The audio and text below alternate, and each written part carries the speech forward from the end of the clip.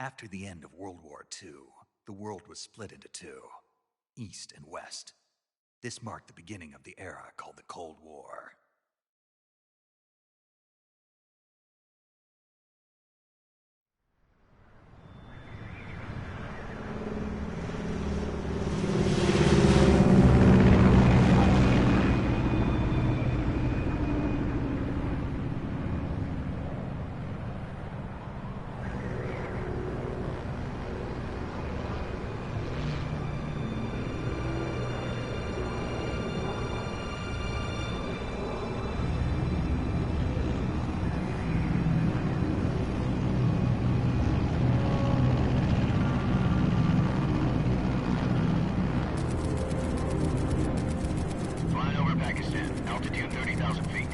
Approaching Soviet airspace.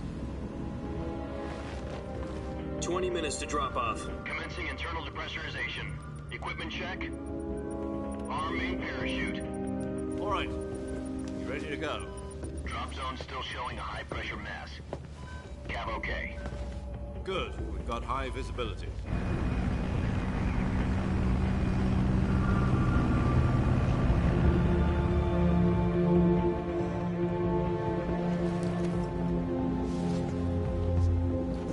Put out that cigar. Connecting oxygen hose to interior connector. Put on your mask.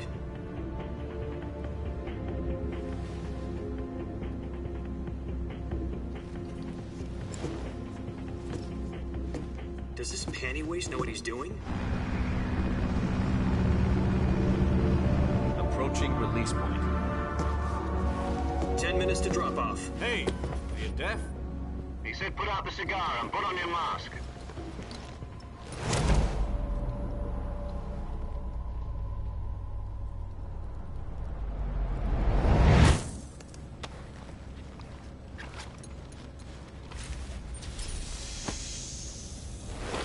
Depressurization complete.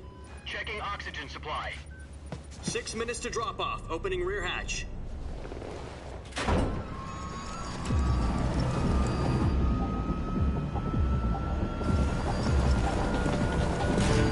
Sunrise.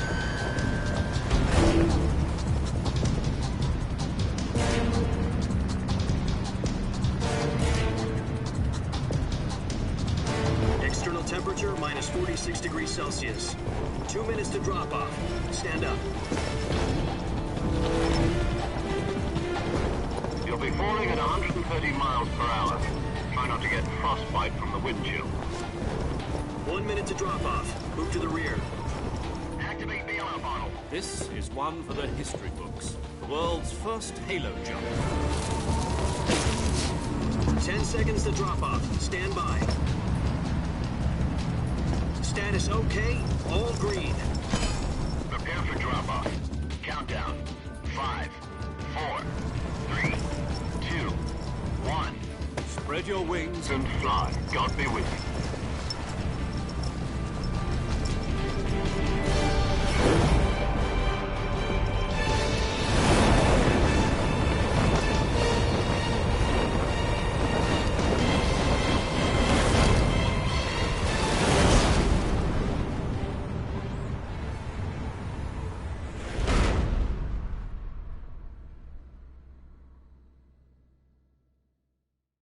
Jack, I've got some important news.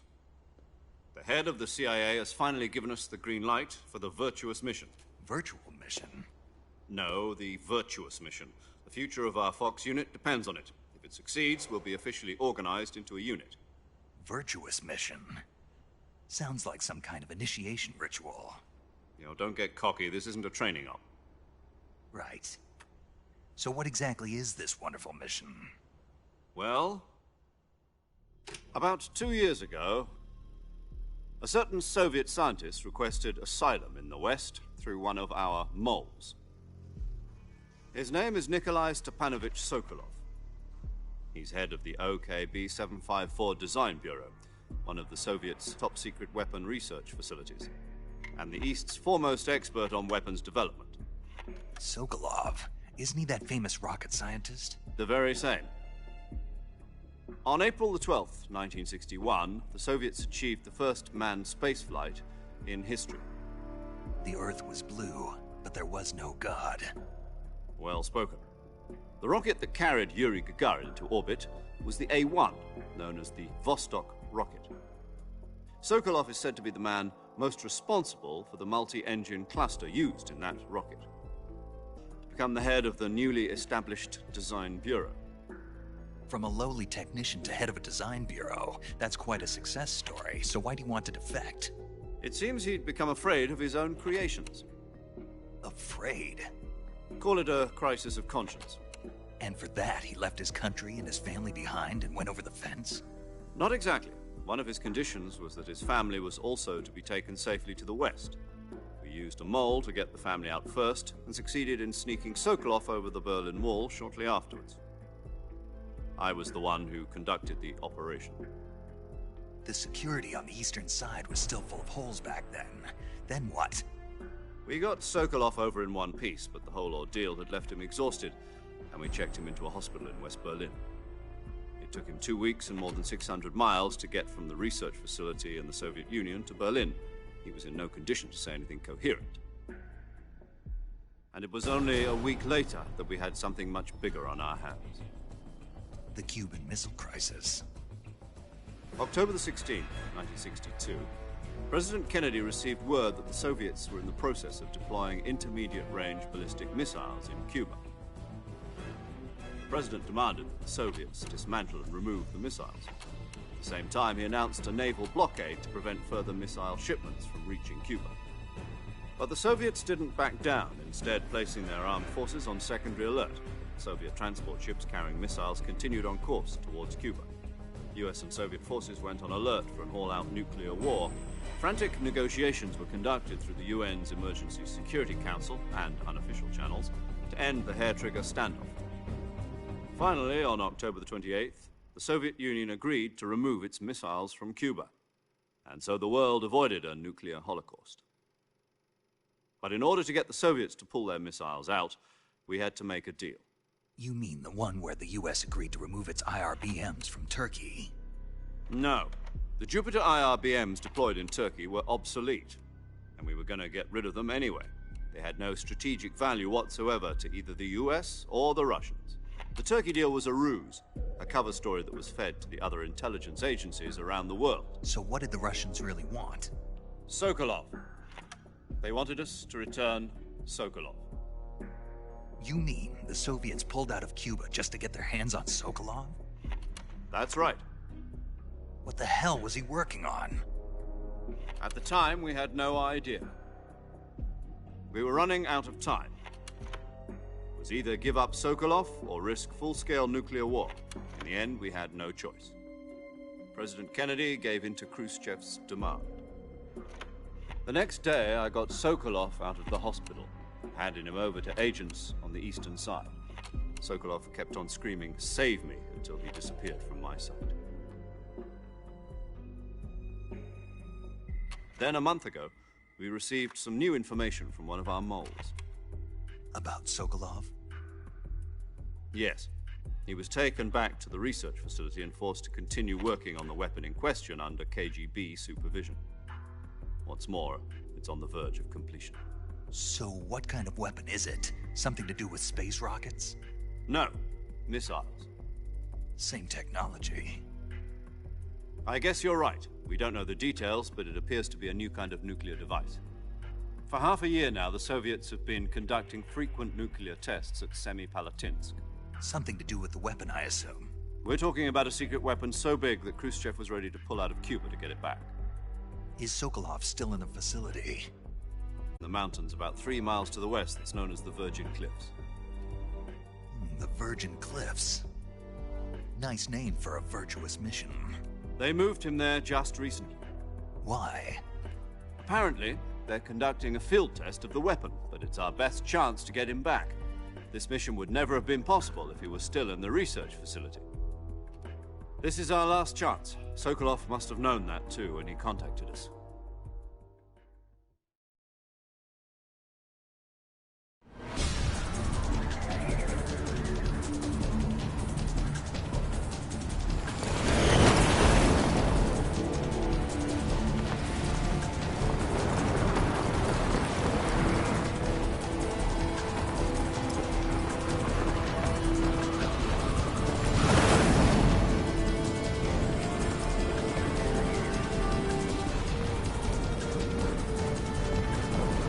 Listen up, Jack. Your mission is to infiltrate Selino-Yask in the Soviet mountains, ensure the safety of Sokolov, and bring him back to the West.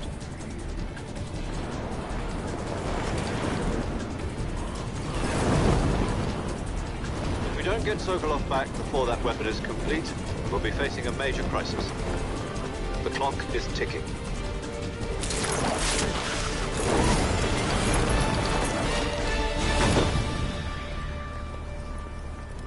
Once we've confirmed the rescue of Sokolov, stand by at the recovery point. A recovery balloon will be dropped at that point. Helium will be pumped into the balloon to inflate it. The process takes about 20 minutes. Once it's complete, the gunship's arm will latch onto the balloon and pull it up. The Fulton surface-to-air recovery system. I'm familiar with the theory. Take it easy. It's been combat-proven. Do you think Sokolov is up to it? The shock will be less than during a parachute jump, and the arm can handle up to 500 pounds. So you're planning on going over the border in a single combat Talon? She's equipped with two 6-barrel 20mm Vulcan cannons, as well as two 40mm machine guns. Sounds like she could hold her own against a battalion of tanks. Even with the fuel in the reserve tank, we're facing a 4-hour time limit. If all goes well, it shouldn't take more than a few hours. Home in time for dinner. But if anything goes wrong, you'll be eating dinner, breakfast, and all the rest of your meals in the jungle.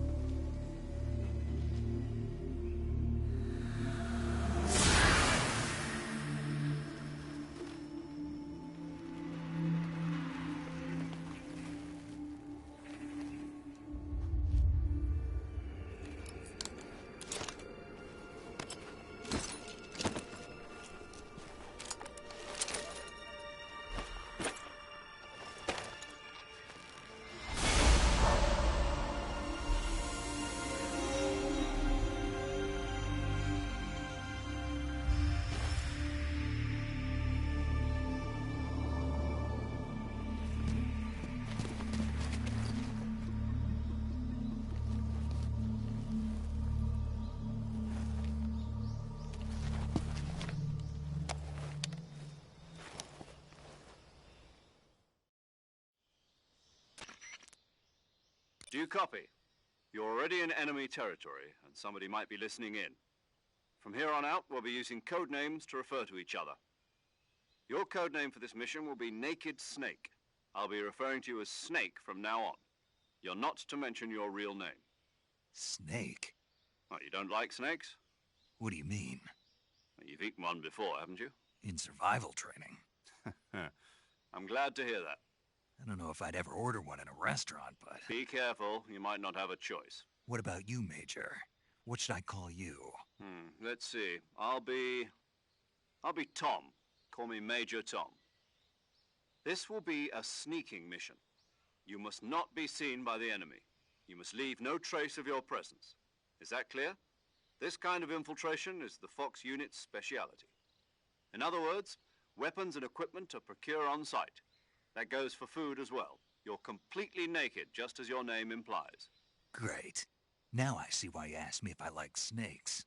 I suppose calling me Snake was your idea of a joke, too. No. There's a good reason for that. I'll tell you later when the time is right. Gotcha. Getting back to the subject, how exactly am I supposed to feed myself? You've been issued a knife and a tranquilizer gun. Use them to hunt for food. You'll also find some medical supplies in your backpack. Yeah, about the backpack. I lost it in a tree on the way down. I see. Well, you'd better go back and get it then. You know where it is? No problem. I can see it from here. It's stuck on a branch. To climb a tree, stand in front of a tree that's covered in ivy and press the action button. I'll be monitoring your progress over the radio. We can't risk violating Soviet airspace, but I'll be in the gunship. My frequency is 140.85. I'll give you a call if I need to talk to you. If you need to talk to me, use the send function. Okay, Snake, go get your backpack.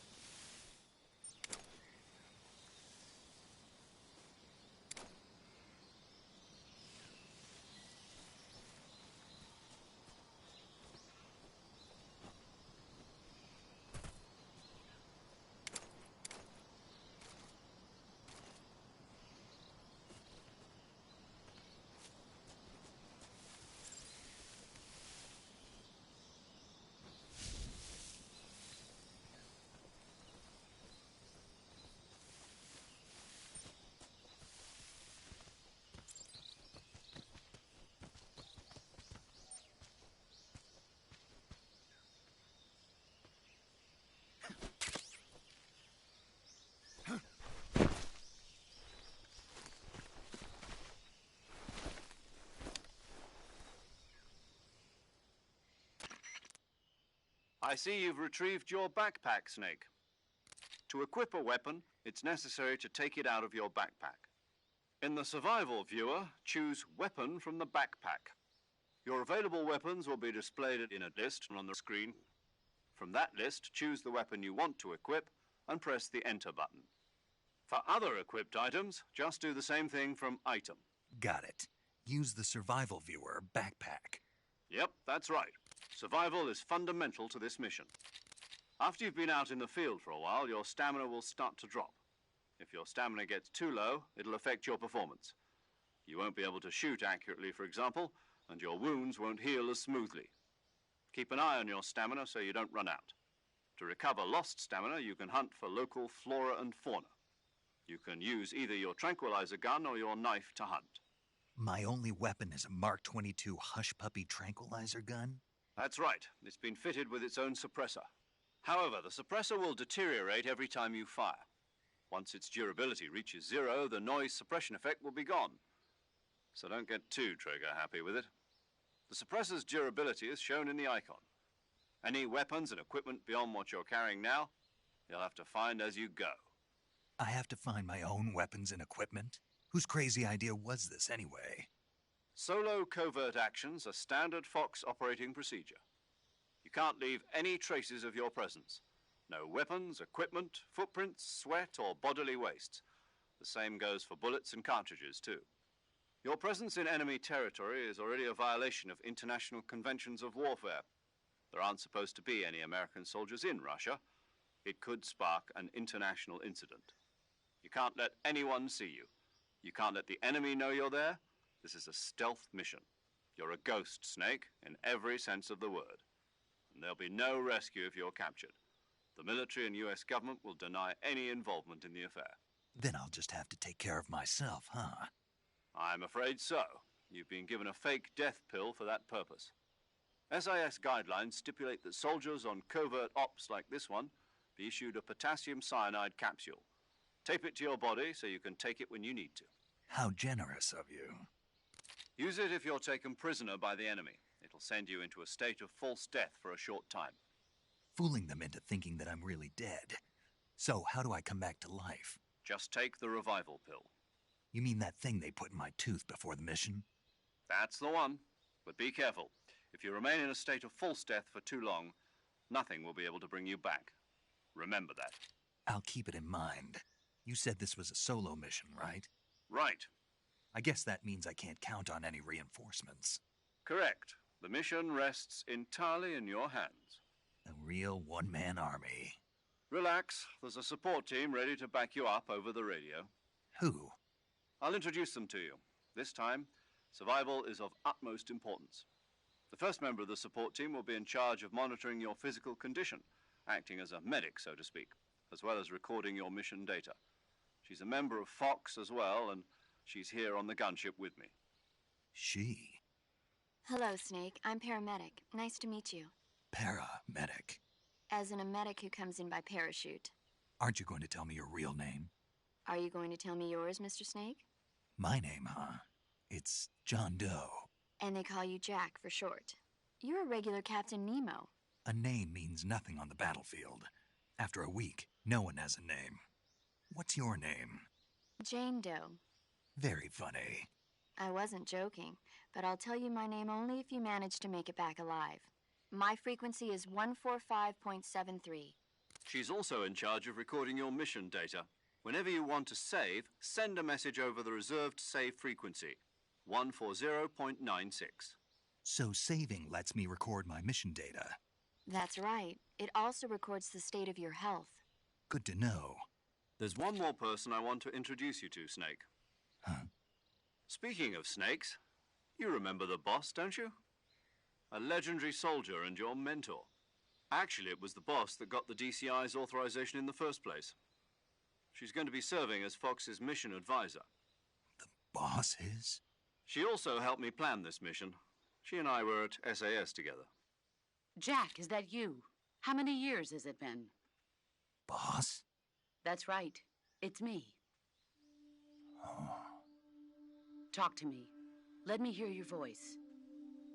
It's been 5 years, 72 days, and 18 hours. You've lost weight. You can tell just by the sound of my voice. Of course I can. I know all about you. Really? Well, I don't know anything about you. What's that supposed to mean? Why'd you disappear on me all of a sudden? I was on a top-secret mission. You didn't need me anymore. But there were still so many things I wanted you to teach me. No, I taught you everything you needed to know about fighting techniques. I taught you all I could. The rest you needed to learn on your own. Techniques, sure. But what about how to think like a soldier? How to think like a soldier? I can't teach you that. A soldier needs to be strong in spirit, body, and technique. And the only thing you can learn from someone else is technique. In fact, technique doesn't even matter. What's most important is spirit. Spirit and body are like two sides of a single coin. They're the same thing. I can't teach you how to think. You'll just have to figure it out for yourself. Listen to me, Jack. Just because soldiers are on the same side right now doesn't mean they always will be. Having personal feelings about your comrades is one of the worst sins you can commit. Politics determine who you face on the battlefield. And politics are a living thing. They change along with the times. Yesterday's good might be tomorrow's evil. Is that why you abandoned me? No, it had nothing to do with you. I already told you, Jack. I was on a top-secret mission. A soldier has to follow whatever orders he's given. It's not his place to question why. But you're looking for a reason to fight. You're a natural-born fighter, but you're not quite a soldier. A soldier is a political tool, nothing more. That's doubly true if he's a career soldier. Right and wrong have no place in his mission. He has no enemies and no friends. Only the mission. You follow the orders you're given. That's what being a soldier is. I do whatever I have to get the job done. I don't think about politics. That's not the same thing. Sooner or later, your conscience is going to bother you. In the end, you have to choose whether you're going to live as a soldier or just another man with a gun. There's a saying in the Orient, loyalty to the end. Do you know what it means? Being patriotic. It means devoting yourself to your country. I follow the president and the top brass. I'm ready to die for them if necessary. The president and the top brass won't be there forever. Once their terms are up, others will take their place. I follow the will of the leader, no matter who's in charge. People aren't the ones who dictate the missions. Then who does? The times. People's values change over time, and so do the leaders of a country. So there's no such thing as an enemy in absolute terms. The enemies we fight are only enemies in relative terms, constantly changing with the times. As long as we have loyalty to the end, there's no point in believing in anything, even in those we love. And that's the way a soldier's supposed to think? The only thing we can believe in with absolute certainty is the mission, Jack. All right, but do me a favor. What is it? Call me Snake. Snake. Oh, right. Your codename is Snake. It suits you well. That's right. The legendary unit that the boss put together during World War II was a snake. The Cobra unit, a group of heroes that brought the war to an end and saved the world. As long as you've got a legendary hero backing you up, you'll be fine. Isn't that right, Snake? Yeah, I can't think of anyone else I'd rather have with me. Oh, and one more thing, boss. Yes? It's good to hear your voice again. Same here. After all, who knows if either of us will make it out alive? Snake, you are always best at urban warfare and infiltrating buildings. But this is the jungle. Survival is going to be key. Those CQC techniques I taught you are sure to come in handy. CQC? Close quarters combat, huh? I've been in the Green Berets for the past few years. I'm probably pretty rusty. Not to worry. I'll be here to help you remember. After all, this is your first actual survival mission. I'll be supporting you over the radio. Where are you, boss? Next to the Major? The boss is communicating with us by radio from aboard a Permit-class submarine in the Arctic Ocean. My frequency is 141.80. Call me if you need my advice on battle techniques. Gotcha. Your mission is to retrieve Dr. Sokolov. Dr. Sokolov is being held in an abandoned factory located to the north of your current position. Avoid heavy combat and don't let anyone see you. Don't forget that this is a stealth mission. Snake, try to remember some of the basics of CQC.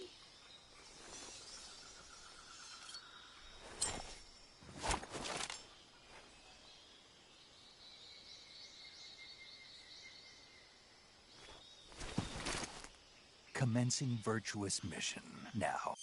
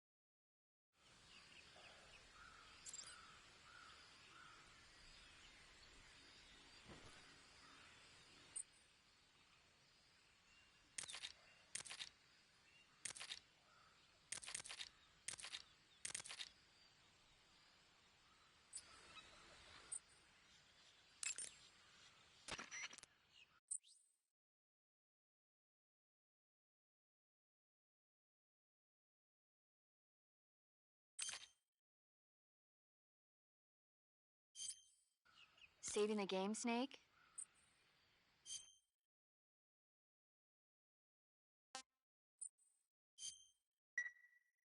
Hey, Snake, you ever heard of Godzilla, King of Monsters? No, what is it? It's a movie. You haven't seen it? Nope. It's about this monster called Godzilla, who grows to an enormous size in a nuclear test and goes on a rampage in Tokyo.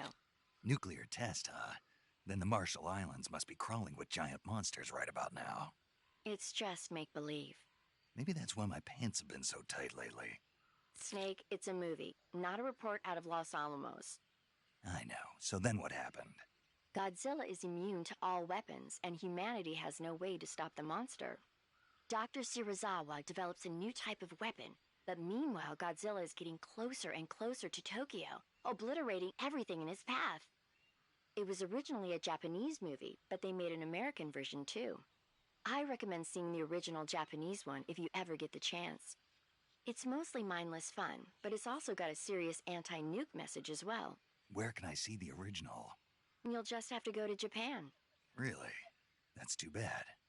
If you wait 40 years, you might be able to see it in America too.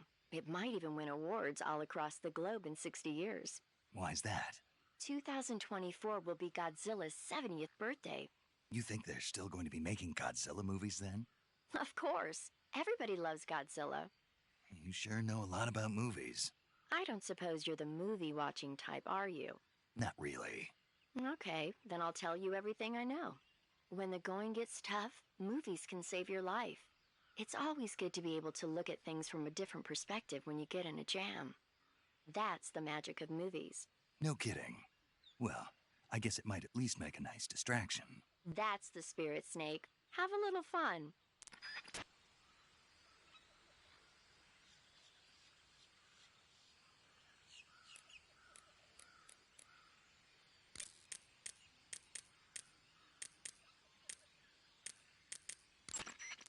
Sokolov should be at the abandoned factory to the north, so head in that direction.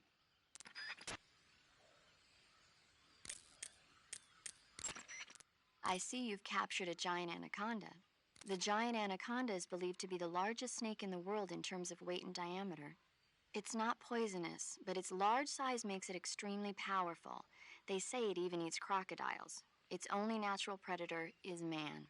And snake. And snake. Got it. So how does it taste? I knew you were going to ask me that. Glad I didn't disappoint you. So? Well, the guide says it tastes all right. Good.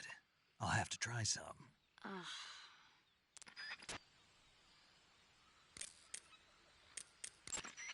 I see you caught yourself a reticulated python.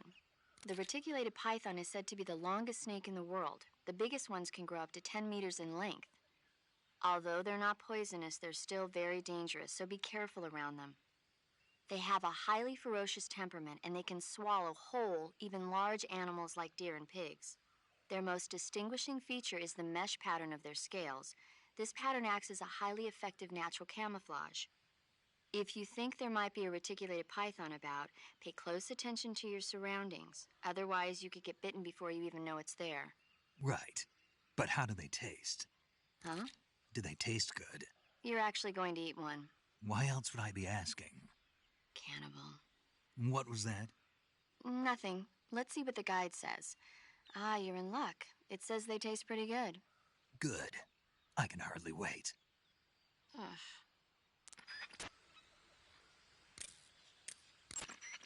I see you found some Siberian inkcap mushrooms. The Siberian inkcap is a mushroom from the inkcap family. Its life cycle is transitory. As soon as the spores mature, the cap starts to turn black, liquefy, and melt away. And that's why they call it an ink cap? That's right. It doesn't really turn to liquid, but you get the idea. In its immature state, before it melts away, it's valued as a source of food. Just be sure not to eat them while you're drinking alcohol. Why's that? Ink caps contain coprin, which inhibits the function of aldehyde dehydrogenase. This prevents the body from breaking down alcohol, causing a buildup of acetaldehyde. Meaning? Meaning it will give you the hangover from hell. Oh. Wait a minute. What? You think I'd drink alcohol in the middle of a mission? Wouldn't you? Hell no. Well, I'm knocking a shot back now. What? Just teasing you. Oh, come on. Where's your sense of humor? I need a drink. Check your stamina gauge to see how much stamina you have remaining. It shows, as the name suggests, your remaining stamina. As you consume stamina, your natural life regeneration is slowed and your hands shake more. Your O2 gauge and grip gauge also become shorter. Excessively low stamina can often impede your mission objectives. Make sure you replenish stamina before that occurs.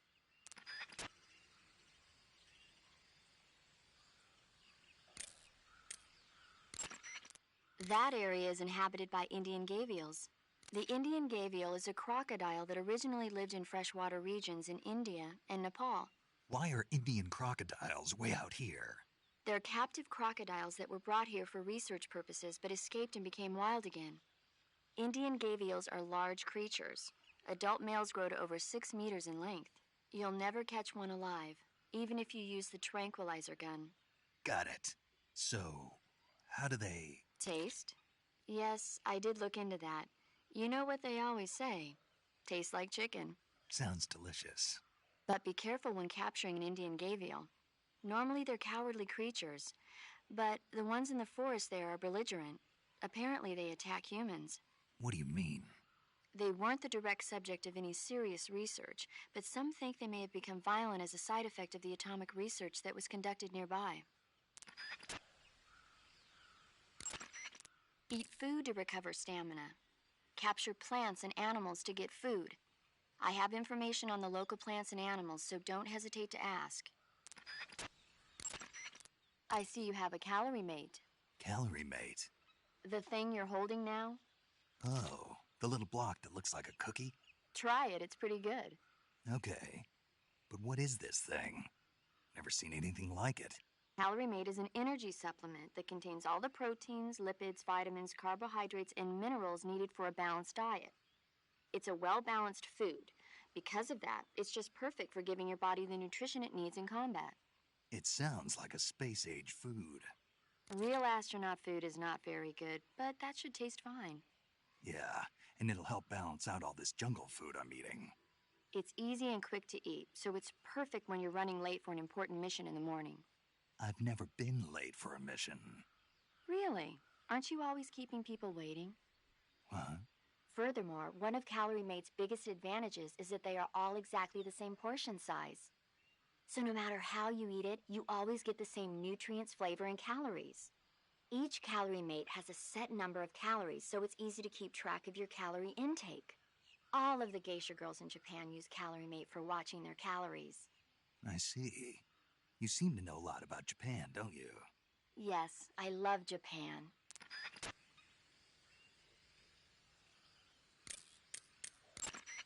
Camouflage is an indispensable tool when you're sneaking through the jungle. To use camouflage, first press the Survival Viewer button to go to the Survival Viewer. Then select Camouflage and press the Enter button. Select Uniform to select Battle Fatigues, and Face to select Face Paint. Choose battle fatigues that match the surrounding environment. The most effective camouflage is attained by selecting fatigues that blend in with the environment. Camouflage patterns that stand out in your surroundings will attract attention.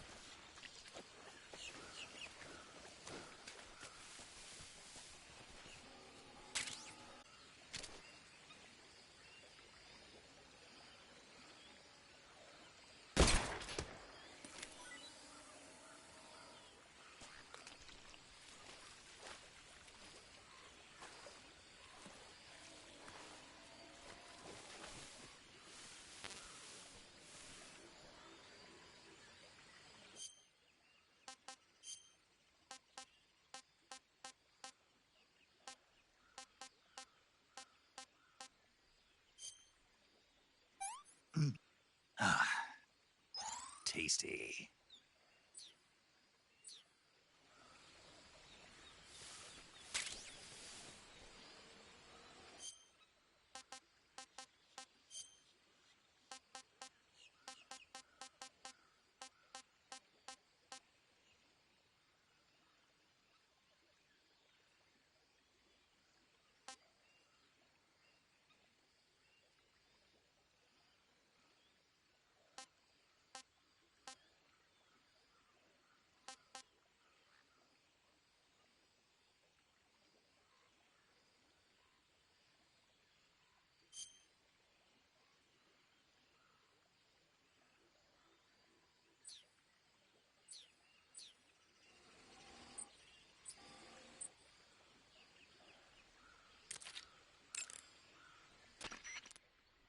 I see you've captured a magpie. Magpies are members of the crow family. They're distinguishable by their beautiful dark blue and white bodies and their long tails. Their favorite food is insects, but they'll also eat small fish, acorns, and fruit. They're omnivores, which means... They'll eat anything. Right, just like you, huh? Okay, so how do they taste? You always ask me that. Naturally. So? I've never heard of anybody actually eating a magpie, but I suppose there's no reason you couldn't. You don't say. Oh. I see you've got yourself a Baltic hornet's nest. Baltic hornets are a variety of hornets that inhabit that area.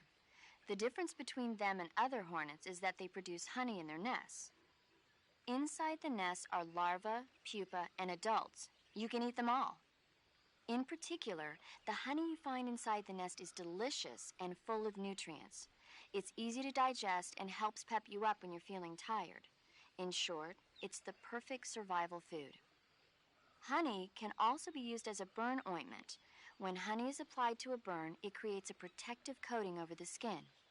When you knock down a hornet's nest, a burn ointment will appear along with it, so don't forget to pick it up. Of course, the hornets aren't going to give up their nest without a fight.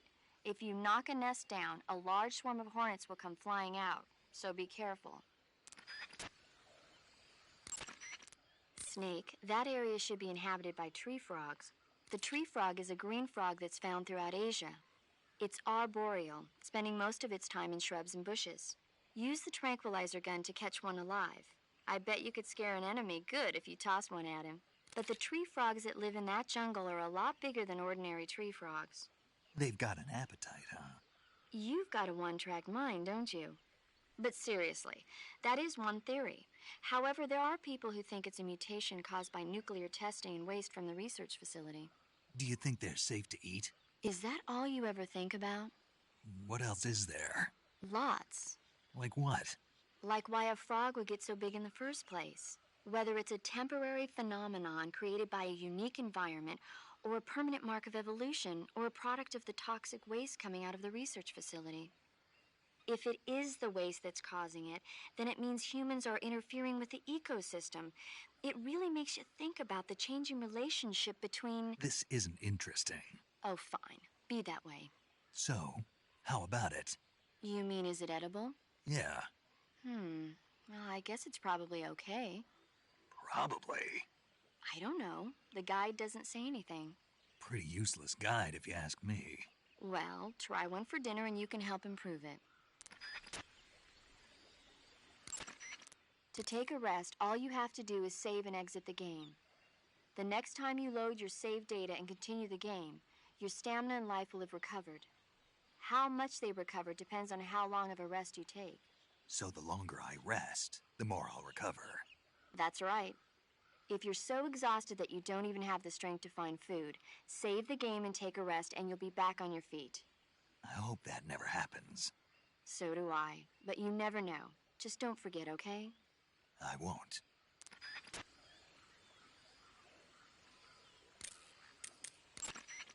Visibility is poor in the jungle, so you'll be finding yourself in a lot of unexpected encounters. Naturally, this means that close quarters combat will be more important than ever. So I'll have plenty of chances to use CQC then. That's right. In proximity encounters, firing a gun isn't necessarily the best response to every situation. It's only one option among many. Rather than taking the time to draw, aim, and fire a gun, engaging your opponent in hand-to-hand combat can sometimes be a faster and more reliable way of subduing him. Besides, in a sneaking mission like this one, it's too dangerous to go around firing your gun. You'll end up revealing yourself to the enemy. Yeah, I know. You created CQC to deal with exactly this type of situation. With your help, of course.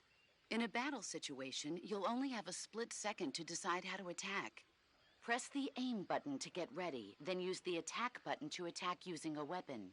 Use the CQC button to attack using CQC. Press the CQC button once to throw a punch. Pressing it multiple times in succession will allow you to deliver a combo attack. But striking your opponent is just one aspect of CQC. It doesn't really start to shine until you've got your enemy in a hold. Press and hold down the CQC button to grab your opponent with your hand. From there, you can use the movement stick to knock your opponent off balance and throw him to the ground. This can be used to knock an opponent out in a single blow. If you don't press the movement stick, grapple with your enemy until you're behind them and can get your knife to their throat. Grabbing an enemy from behind and holding your knife against his throat will render him virtually powerless. From this point, there are several things you can do. Press the action button to slit the enemy's throat with your knife. Move the movement stick and press the CQC button to throw the enemy to the ground. Tap the CQC button rapidly to choke the enemy. You can use this to knock him out or even kill him if you do it long enough. By continuing to hold down the CQC button, you can move around while keeping your grip on the enemy. By pressing the aim button, you can aim your currently equipped weapon at another enemy. With their comrade acting as a human shield, the enemy will be reluctant to attack you. Press the interrogate button to press your knife against the enemy and demand information. You'll be surprised at how much you can learn this way. But don't get too complacent. While your enemy may be powerless in your grip, he'll use any opportunity he can to counterattack.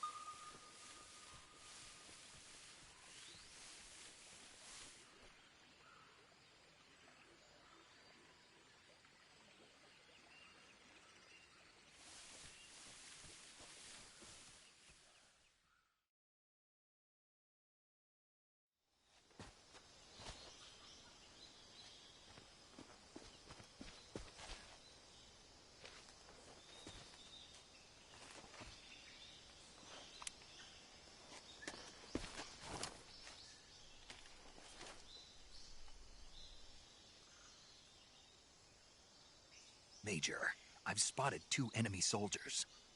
They're probably KGB troops sent to guard Sokolov. AK-47s and grenades.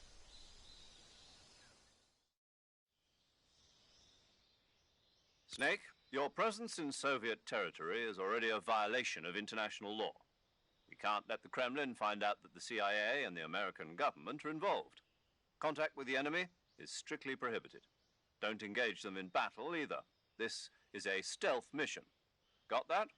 The Major is right. The point of this mission is to sneak through the jungle without being seen. The success of the mission depends on how well you use your camouflage. Change your camouflage by selecting Camouflage from the Survival Viewer. The Uniform option lets you pick your uniform, while the Face option lets you change your face paint. Choosing camouflage that blends in with your surroundings will help you conceal yourself more effectively. Also, don't forget that anything that moves will stand out in the jungle. If you just stand up and run around like an idiot, you're bound to be spotted. But if you crawl instead, you should be able to sneak by without being noticed. You can see how effective your camouflage is by looking at the Camo Index. The Camo Index shows how well your current camouflage blends in with the surrounding area. The higher the value, the harder you are to spot, and vice versa. The key is to make yourself one with nature. Keep that in mind as you go along, okay?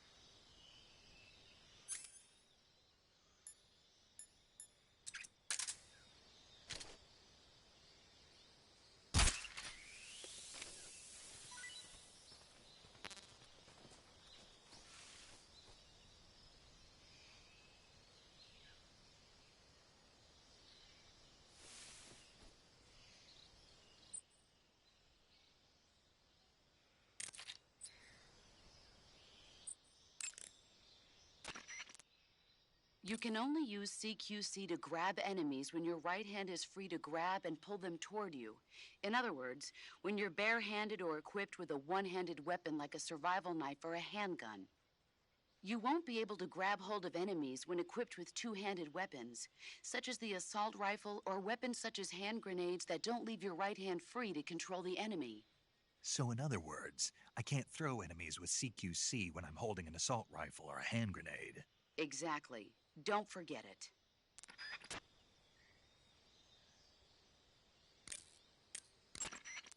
To eat food, press the survival viewer button to go to food to select the food you want to eat, then press the enter. Select when you eat. When your stamina is down only slightly, you should save your taste, but don't leave food for too long or it'll rot. This is where a little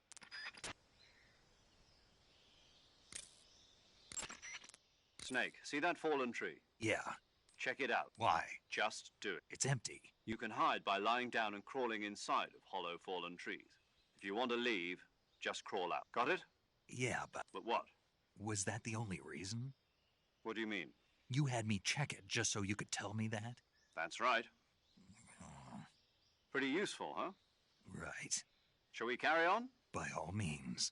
When you're inside a fallen tree, the view automatically switches to the intrusion view. Control is the same as normal intrusion. It's perfect for hiding from enemies. But if your enemies notice you going inside, you'll become target practice. So, be careful.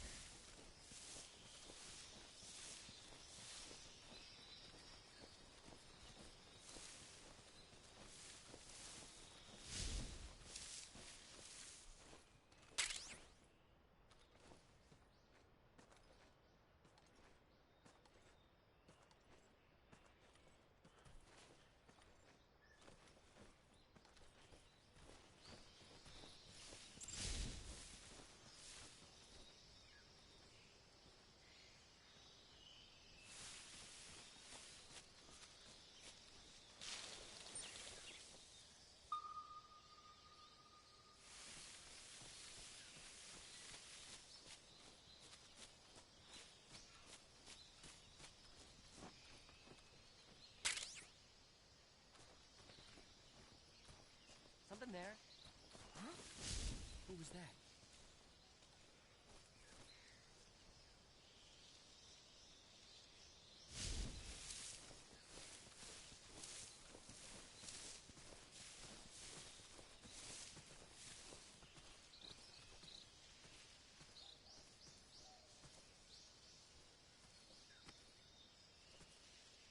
No one here after all.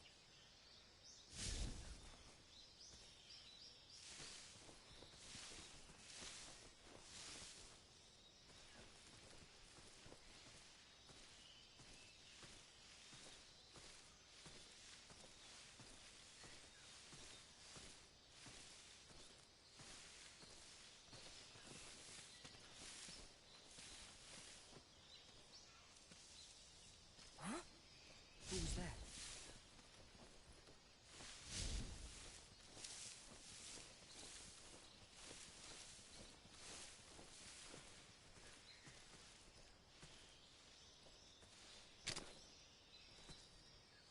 No one here after all.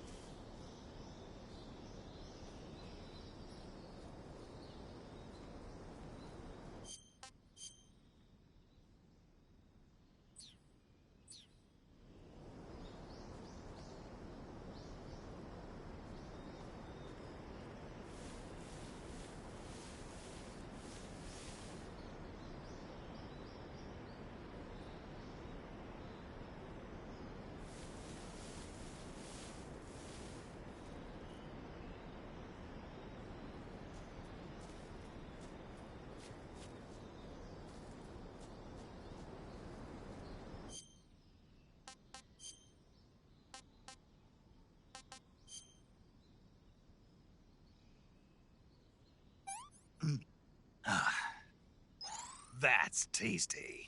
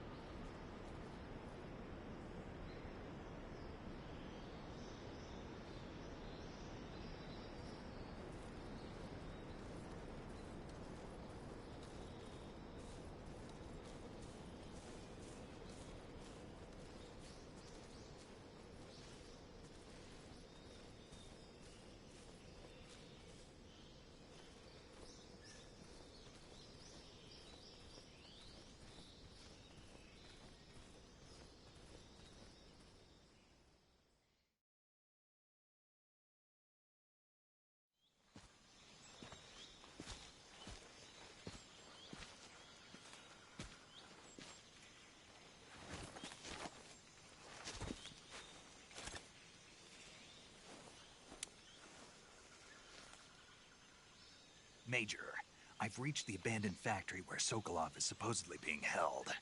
This place is a dump.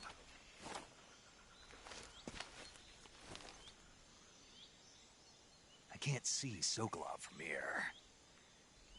The security is pretty tight. There are sentries posted around the perimeter. I wonder how many are inside.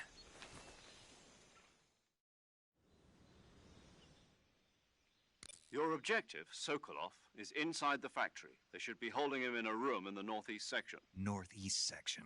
Got it. Be careful. Your mission is to bring Sokolov back alive. He must not be exposed to any kind of danger. Do not approach Sokolov while in the alert phase. Right. Oh, and one more thing, Snake. You mean there's more? No, it's just that when you get to Sokolov, I want you to tell him something from me. And that is? Sorry for being so late. Is that all? Yes. Understood. Beginning my approach to the target.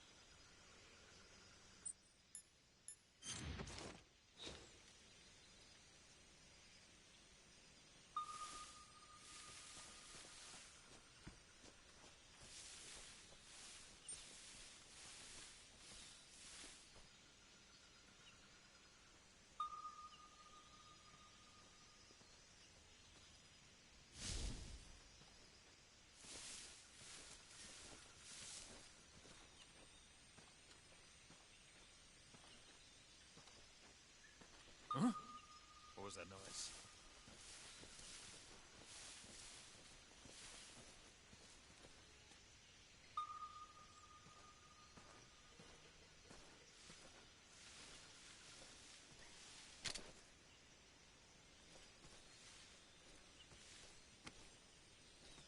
Nothing here.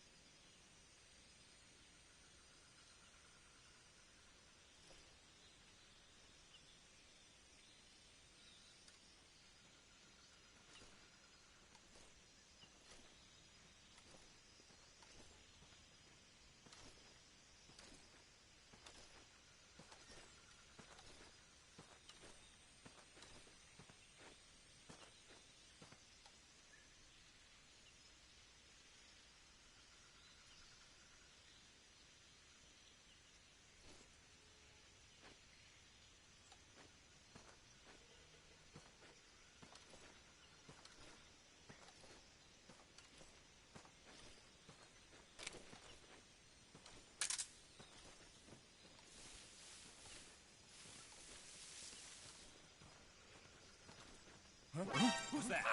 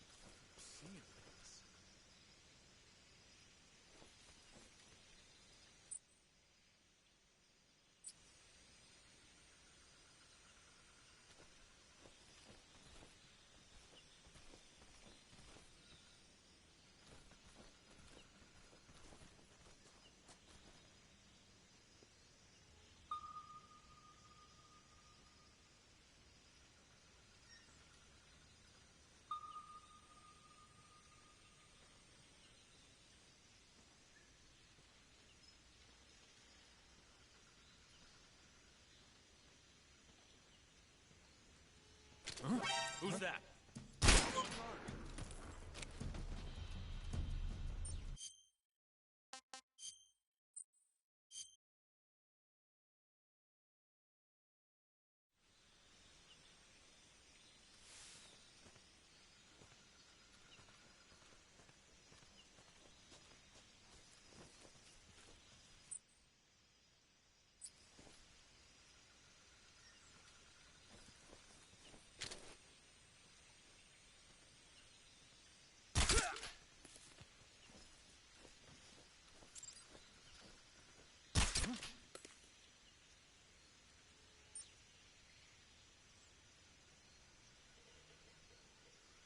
Just my imagination.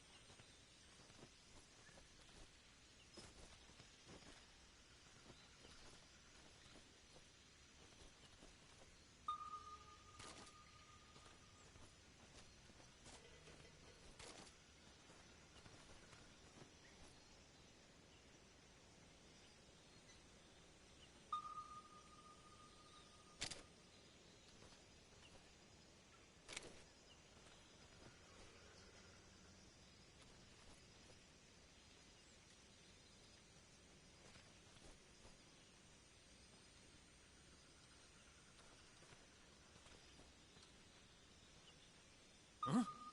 What was that noise?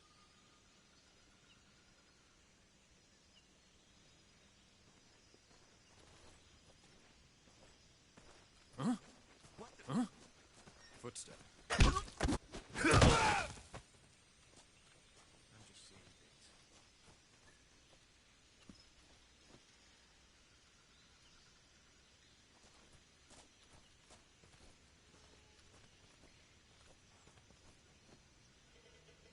What the?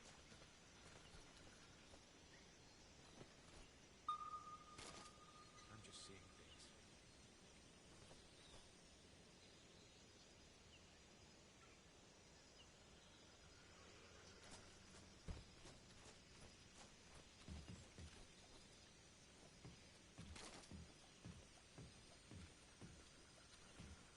Who's that? What happened?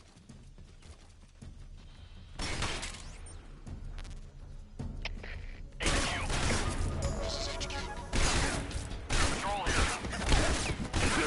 Requesting backup.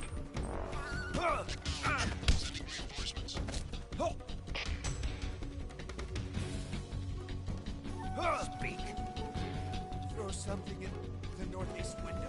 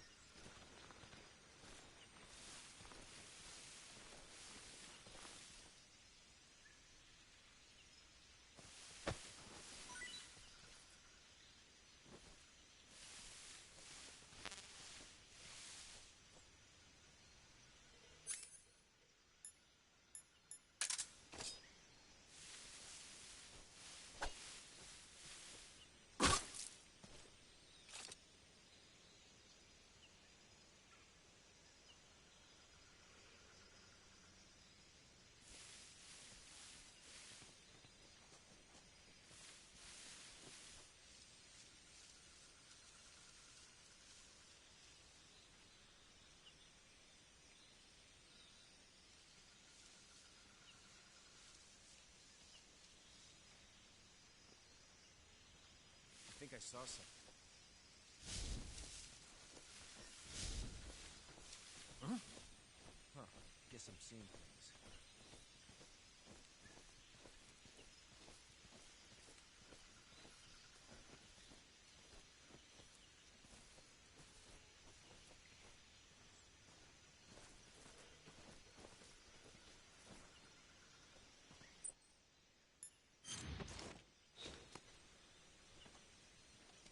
There's nobody here.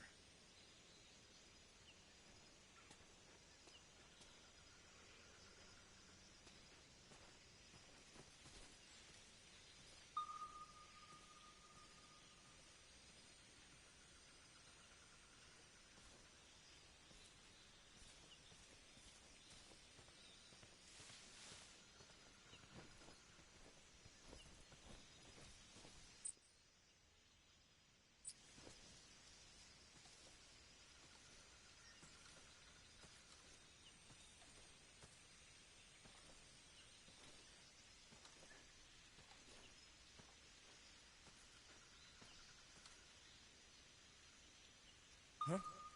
What's that sound?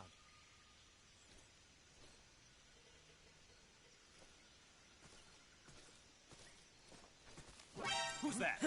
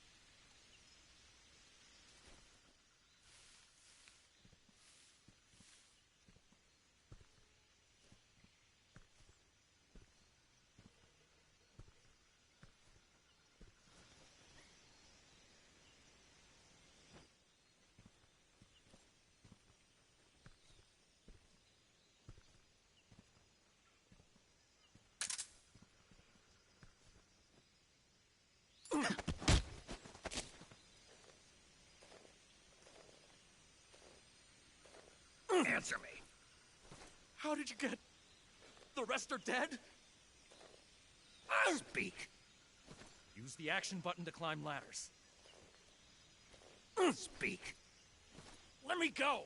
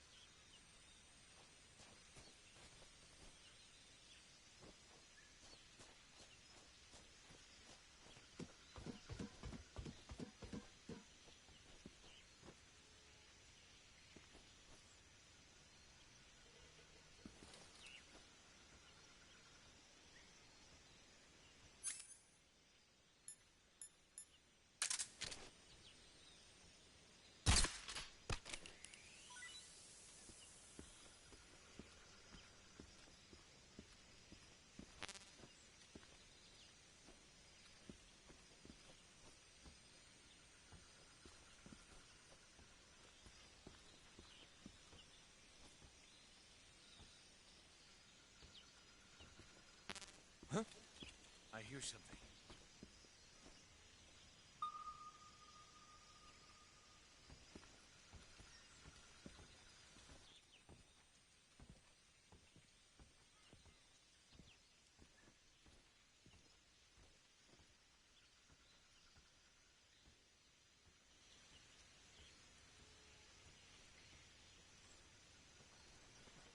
Who's that? What happened?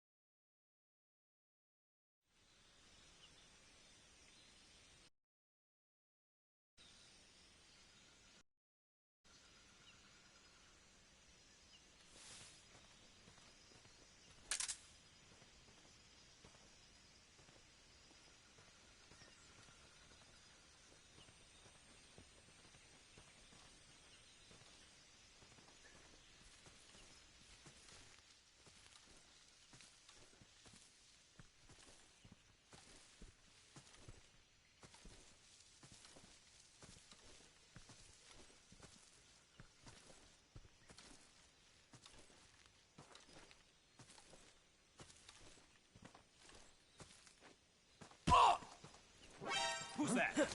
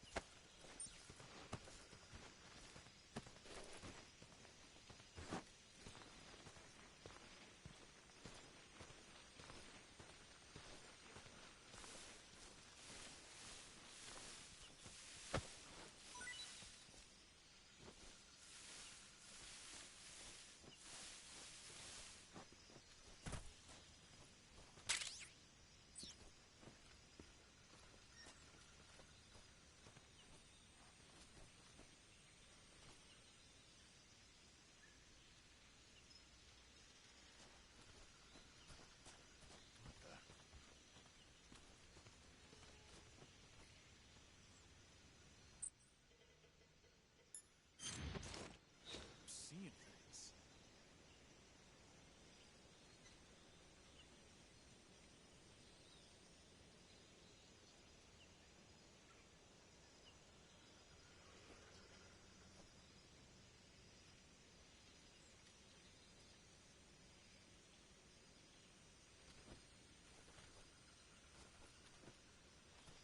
I think I saw something.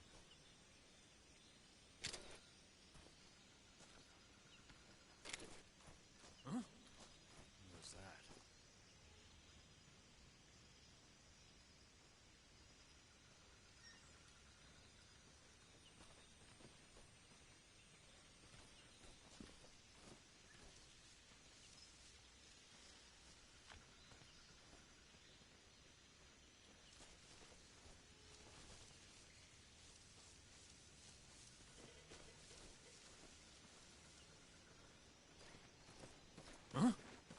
Who's that?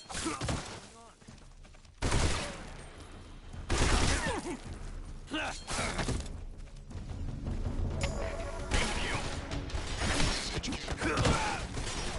here. Enemy forces requesting backup.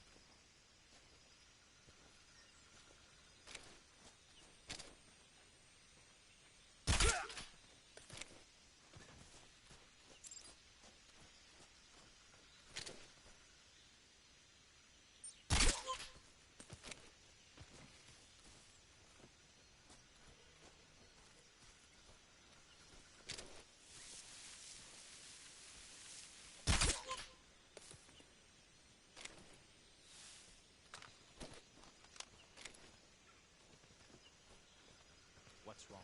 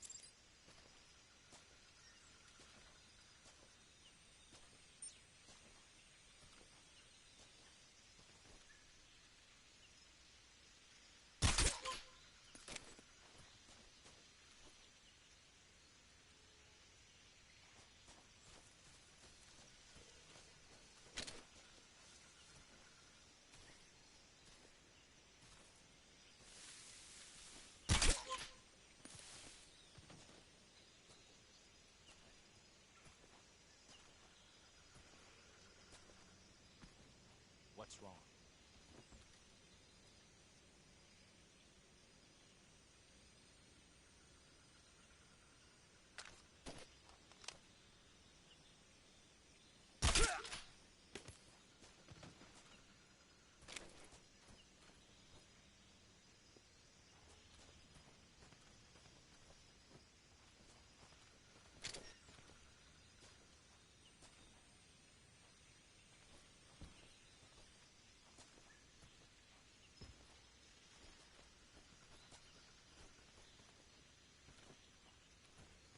Who's that?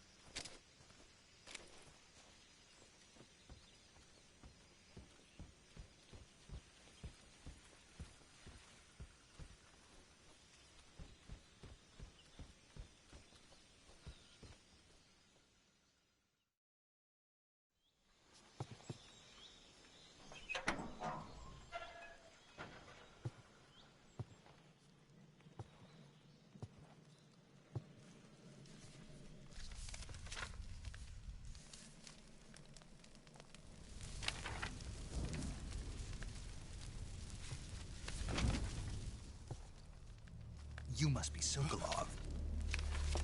Are you one of Volgin's men? You'll never get it from me. No. I'm a CIA agent. I've come to escort you back to the other side of the Iron Curtain. You're CIA? Yeah. I was sent by Major Zero, the man who got you out 2 years ago. Zero? I have a message from him. What is it? He said to tell you sorry for being so late. Did he now? What does it mean? It means he's a man of his word. But we've got no time for this. You have to get me out of here before they arrive. Who's they? Colonel Volgin of GRU. You in the West know him as Thunderbolt. Thunderbolt? Never heard of him. He's a member of the Army's extremist faction, a man who seeks to seize control of the motherland.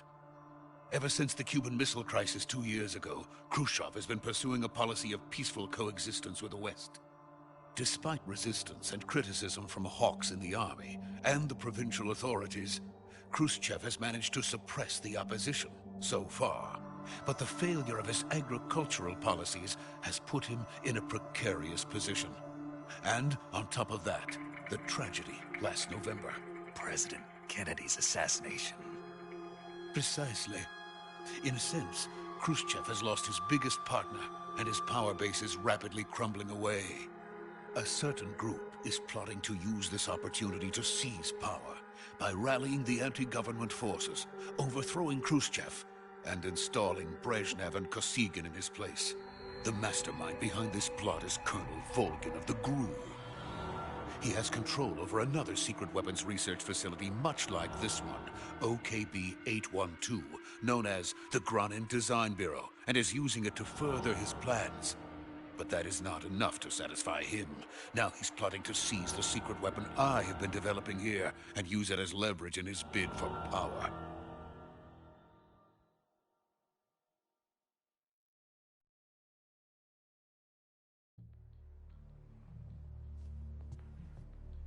The intelligence says that they are going to make their move during the test. Then, the soldiers outside. Exactly. They wouldn't need that many men just to keep me inside. Their orders were to prevent Colonel Volgin from capturing me. Even if it meant killing me in the process, or so it would seem.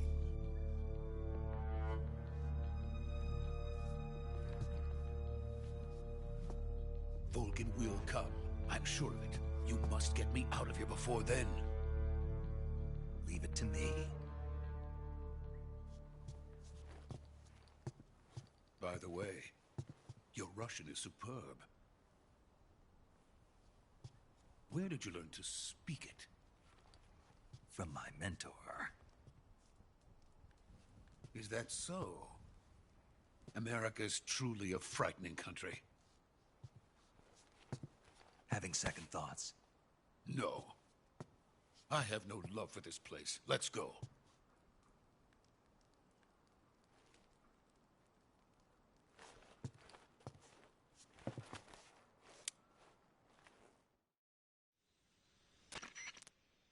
Major, this is Snake. Sokolov is safe with me. He's doing fine. No injuries. Good work, Snake. Now hurry up and get Sokolov to the recovery point. We'll rendezvous with you there. Roger. What about the sentries? I managed to get past them. I see. What about the boss? We lost contact with the boss some time ago. What happened? It's probably just a weak signal. Just hurry and get Sokolov out of there.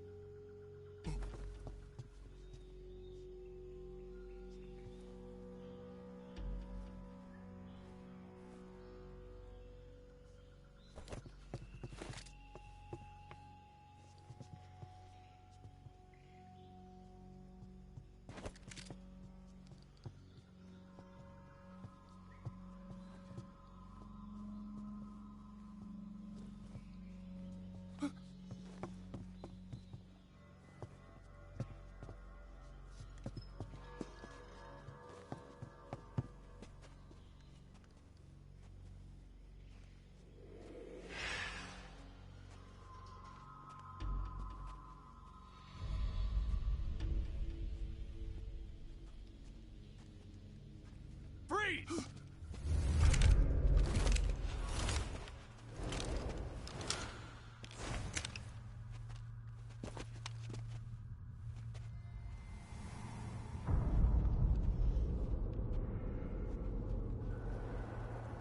So this is the legendary boss. Huh?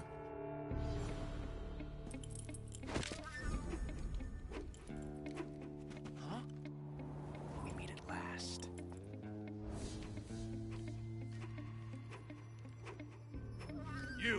You're from the Ocelot unit of Spetsnaz. Huh.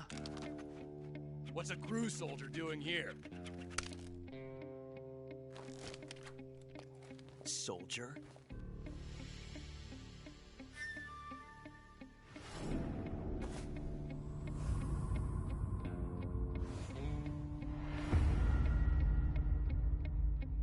He's the Ocelot commander. Ha! That's Major Ocelot to you. Don't you forget it.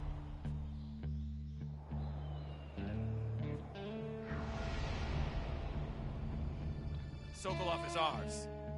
Now get out of here. And Ocelot never lets his prey escape. What?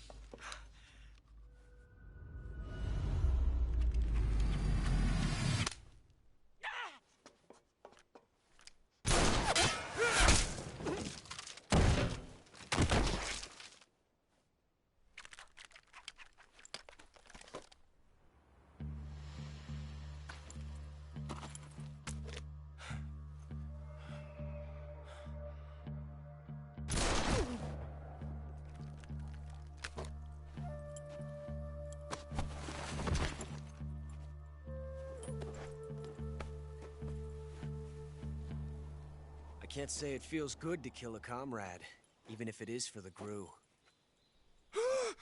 Sokolov, take cover. Huh.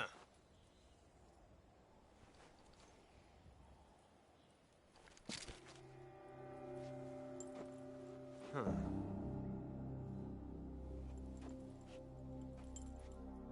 You're not the boss, are you?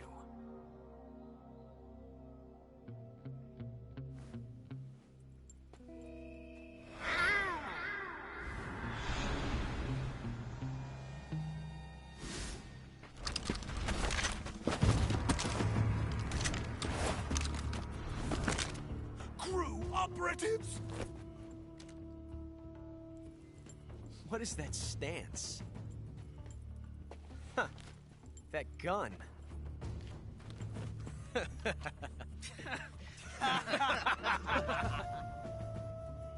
If you're not the boss, then die.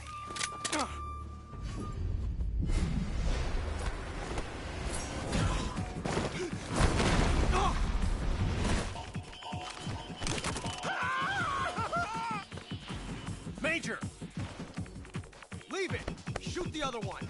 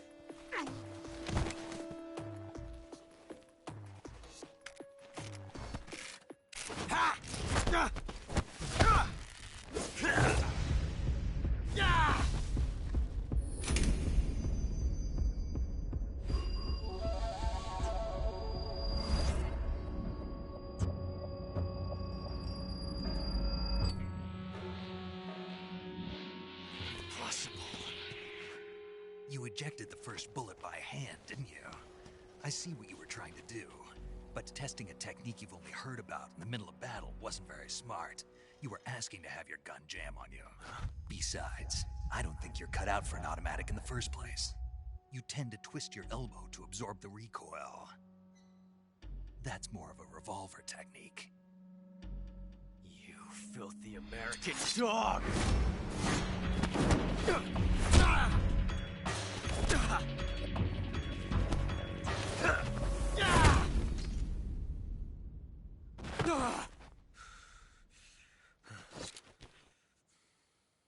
But that was some fancy shooting. You're pretty good. Pretty good.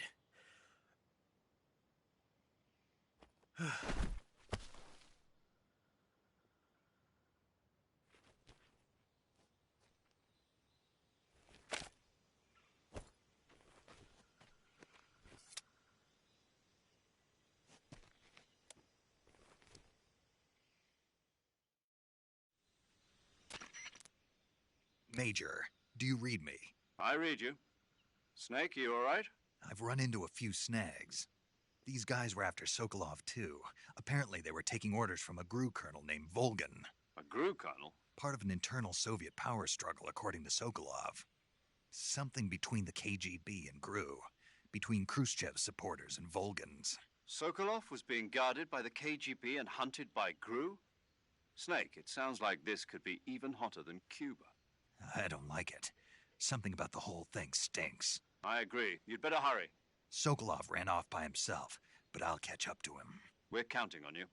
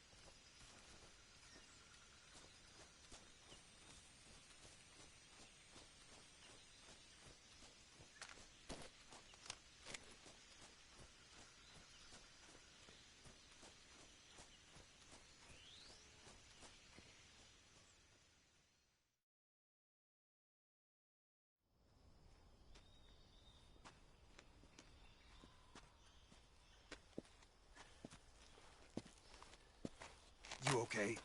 Those men were from the Ocelot unit. Spetsnaz? Yes. The best crew has to offer. They're coming for me. I'm finished. Calm down. I'll get you out of here, I promise. And we got some of the best backup we could ask for. Look.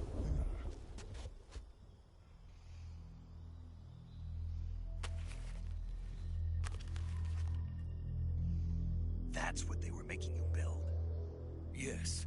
The Shagohod. The treading behemoth. A tank capable of launching nuclear IRBMs. It can launch nuclear missiles from that kind of terrain? Oh, yes.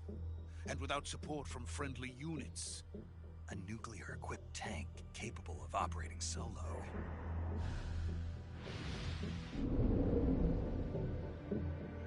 Is that thing finished? No. This is only the end of Phase 1. It won't be truly finished until we complete Phase 2. Phase 2? The weapon's true form. If it is completed and the Colonel gets his hands on it, it will mean the end of the Cold War. The end of the Cold War? Yes. And then the Age of Fear will truly begin. A world war? I had no choice but to cooperate. I didn't want to die. I wanted to see my wife and child again in America. Please, take me to America, quickly. They cannot complete it without my help. Got it. Let's go.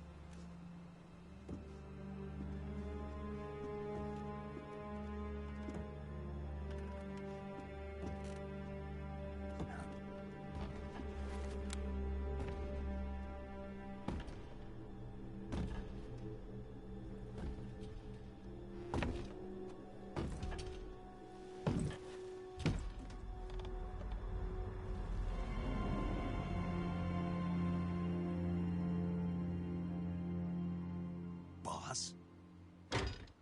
Ow.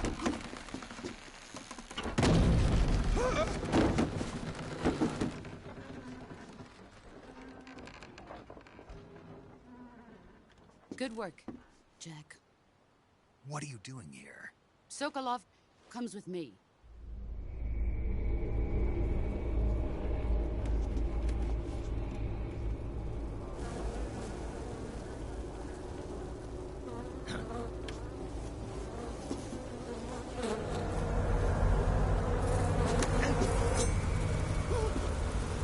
Hornets?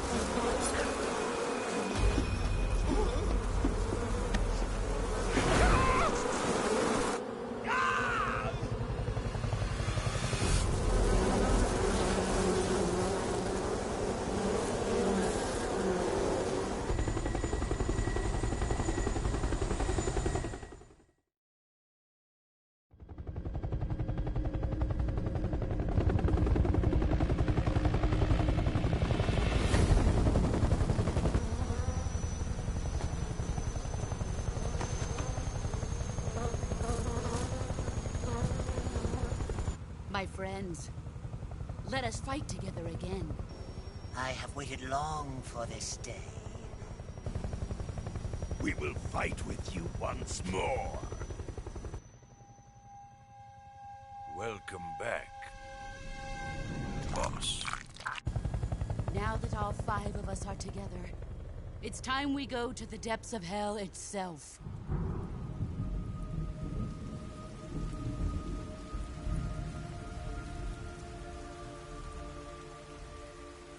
It's raining blood. Is he crying?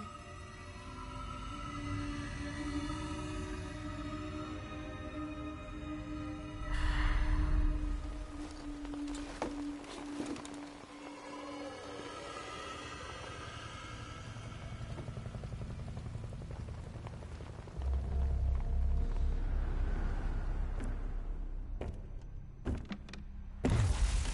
Kuwabara, Kuwabara.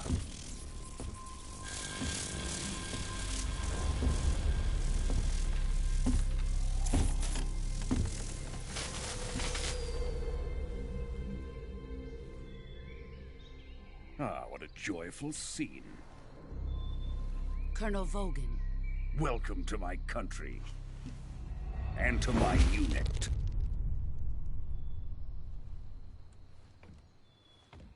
Boss, what is this? I'm defecting to the Soviet Union. Sokolov is a little gift from my new hosts. Recoilless nuclear warheads.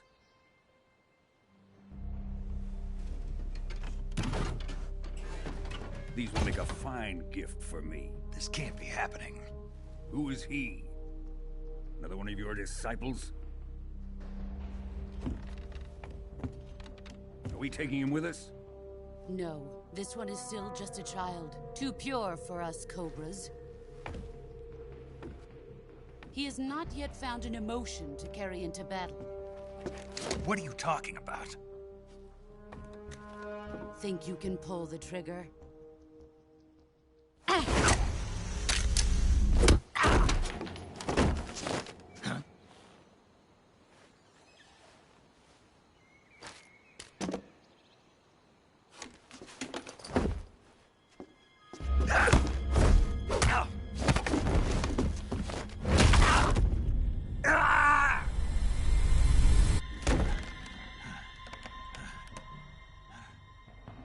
He's seen my face. We can't let him live.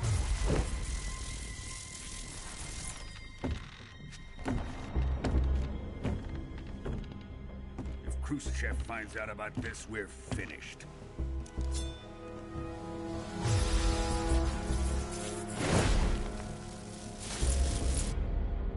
He must die. Wait. He's my apprentice. I'll take care of him.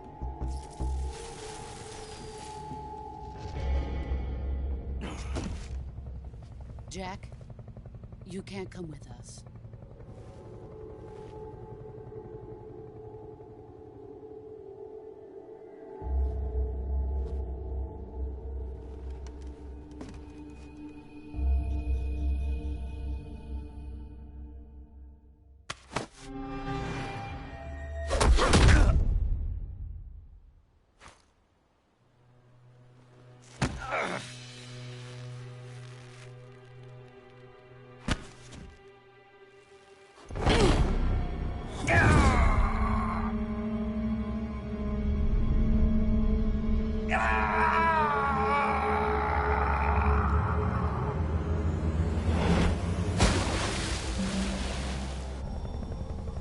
The new blood has been rejected.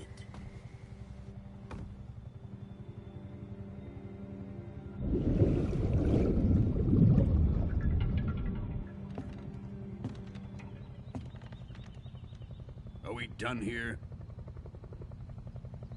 Now, onto Sokolov's research facility. Shagohod is ours.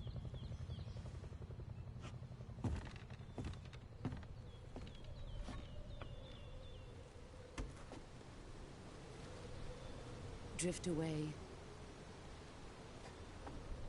My place is with them now.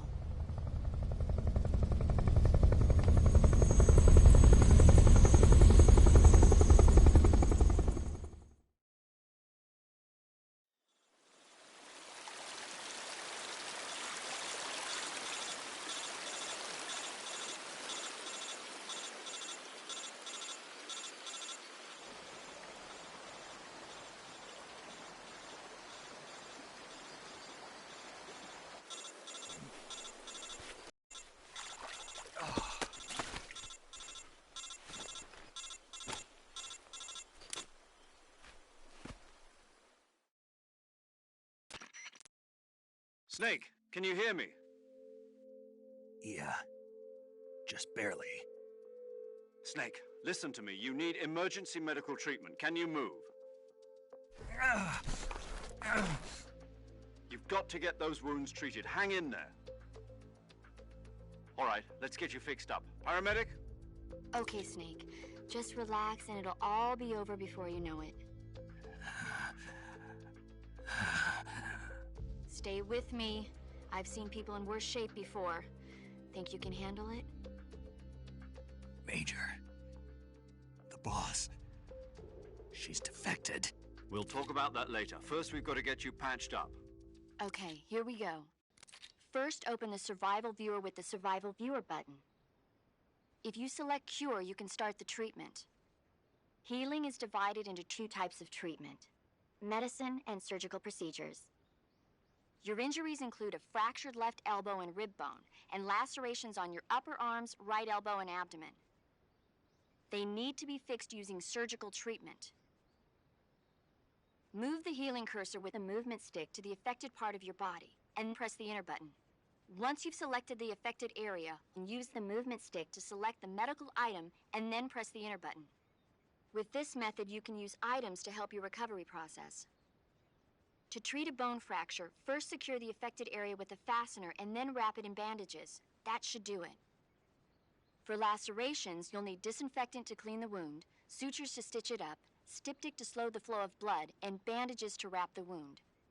If you do everything I mentioned, the wound should heal completely. Understood? Yeah. Stay with me. Go into the survival viewer and treat those wounds.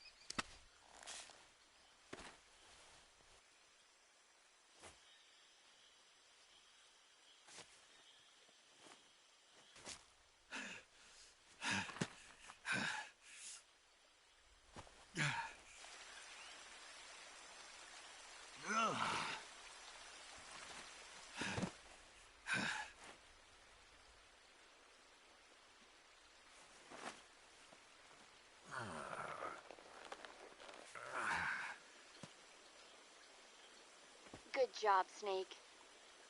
We're coming to get you now. Just stay where you are. We'll drop a recovery balloon. Can you set it up?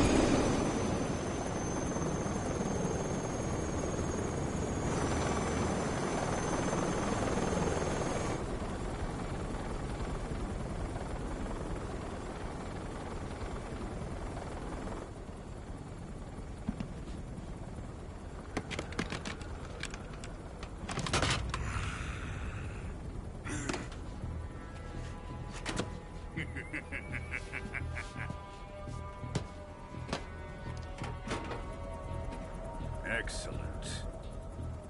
A great success. Thanks to the boss and her cobras, I have both Sokolov and the Shagohod.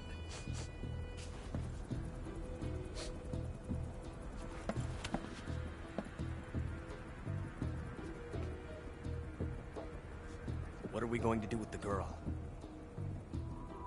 Who is she? Apparently she's Sokolov's woman.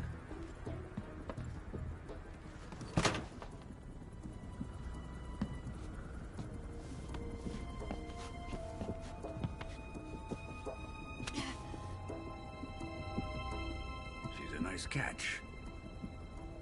I'll take her.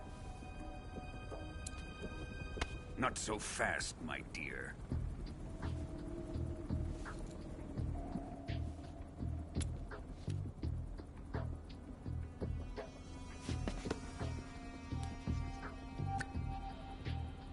A kiss of death? Are you KGB? We may be able to use her.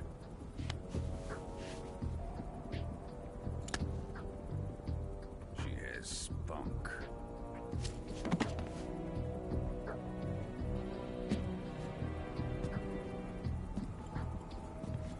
Shall we take her back to the base? Perhaps we should. We have no further use for Sokolov's research facility. I think it's time I gave this marvelous new toy a try. Colonel, even if they are our enemies, they're still our countrymen. But it won't be me that pulled the trigger. It'll be our friend, the American defector. You're going to nuke your fellow Russians? Remember the Alamo. Colonel!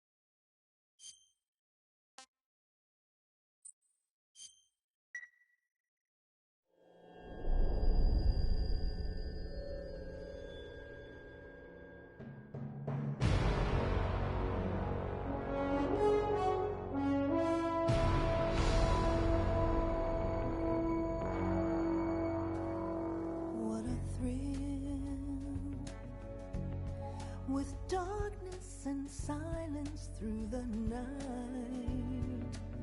What a thrill. I'm searching and I'll melt into you. What a fear in my heart, but you're so supreme. I give my life, not for honor, but for you. In my time, there'll be no one else. Crime, it's the way I fly to you. I'm still in a dream, snake eater. Someday you go through the rain, and someday you'll feed on a tree frog. This ordeal, the trial to survive, for the day we see new light. I give my life, not for honor, but for you. In my time, there'll be no one else. Crime, it's the way I fly to you. I'm still in a dream, snake eater.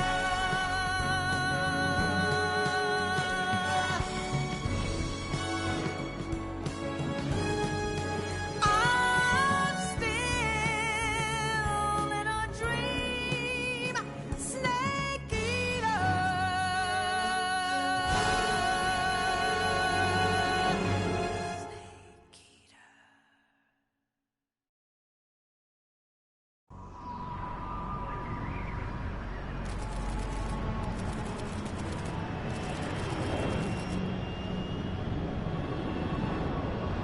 Currently flying over the Arctic Ocean, altitude 30,000 feet, approaching Soviet airspace.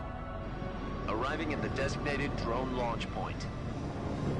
Drone oil pressure and voltage are nominal. Payload oxygen supply is nominal. Power supply to payload antifreeze system shows no problems. No gusts. All systems go for drone detachment. Snake, we can't risk a halo jump this time around. Airspace security has gotten tighter since we were last here. We can't get as close to the ground as we did during the Virtuous mission. So instead, we'll be using one of our newest weapons. Snake, you're being given an honor on par with Alan Shepard. This is our last chance. Show your patriotism. If you fail, you'll be back in a hospital bed again, waiting for the firing squad.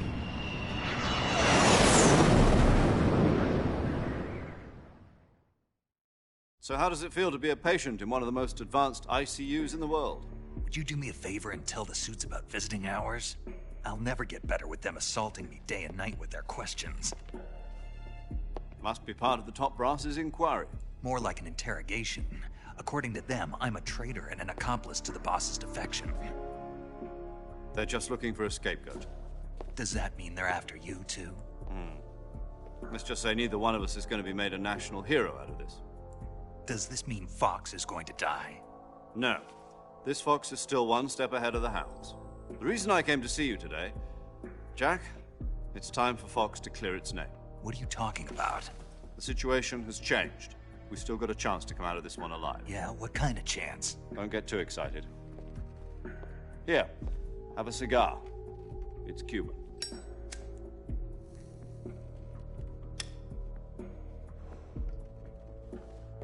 This morning, I had a meeting with the CIA.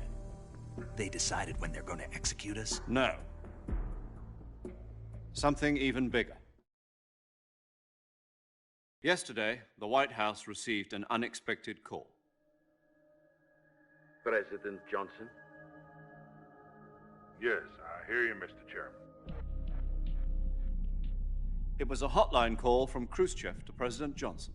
From the head of the Soviet Union? That's right. A few days ago, one of our country's main design bureaus, OKB 754, was destroyed in a nuclear explosion. At about the same time, our anti-aircraft radar picked up a signature that appeared to come from one of your military aircraft. Does any of this sound familiar to you? In retaliation, I have placed our armed forces on secondary alert. Depending on your response, I may be left with no choice but to order the military to maximum alert and unleash Armageddon. With the help of your predecessor, I was able to survive the Cuban incident. But my power is not as great as it once was.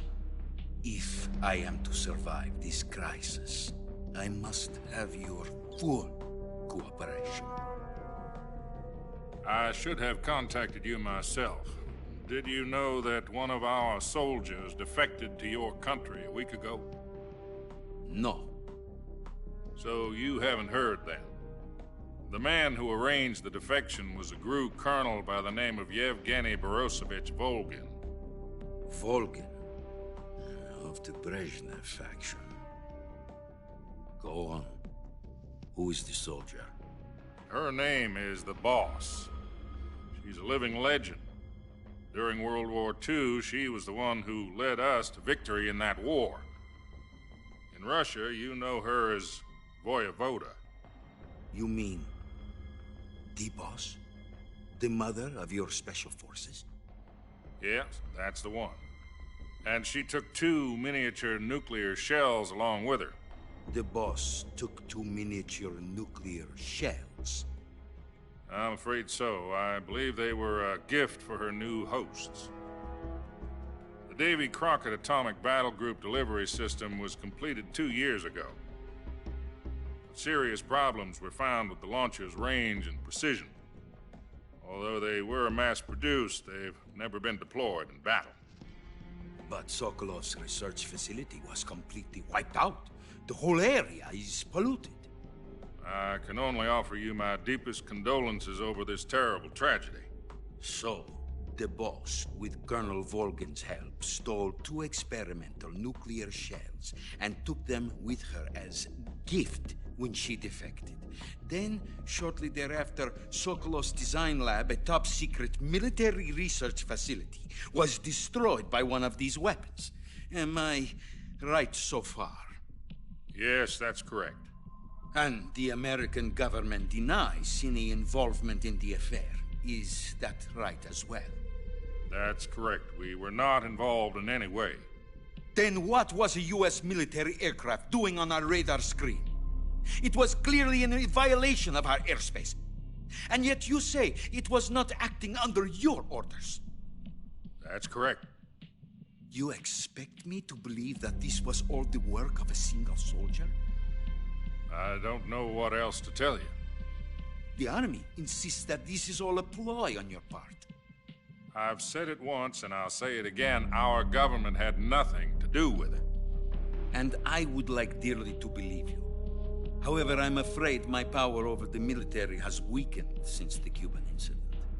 I will need some kind of proof that this was not the action of the American government. You have 1 week. You must catch the Boss yourselves and recover the remaining nuclear device. Then, you must find some way to prove your innocence. Prove our innocence? Yes, preferably something painful. Prove to me that this is not merely another one of your tricks. The Boss should be close to Colonel Volgin. How about a little co-action? I would not expect too much if I were you. The political situation here is unstable. And Colonel Volgin is a member of the Brezhnev faction, which seeks to topple my government. 1 week. You have only 1 week, and if it is not too much to ask, do something about Volgin as well. What is that supposed to mean? Nothing means nothing. Call it a modest gentleman's agreement to ensure our continued relationship. What if we can't prove our innocence? Then I will be unable to restrain the military. I will be ousted, and they will seek their revenge. A nuclear attack on the United States? I leave the disposal of this situation entirely to your discretion, Mr. President. Disposal, huh? If you fail, it will mean the beginning of a new world war. To put it simply, in order to avoid a full-scale nuclear conflict, we have to prove that America was not involved in that explosion. And eliminating the boss ourselves will prove America's innocence? Right. The higher-ups have decided that you're the only one capable of pulling this off. You were her last apprentice. Screw this one up, and we'll both be 6 feet under. There's no choice.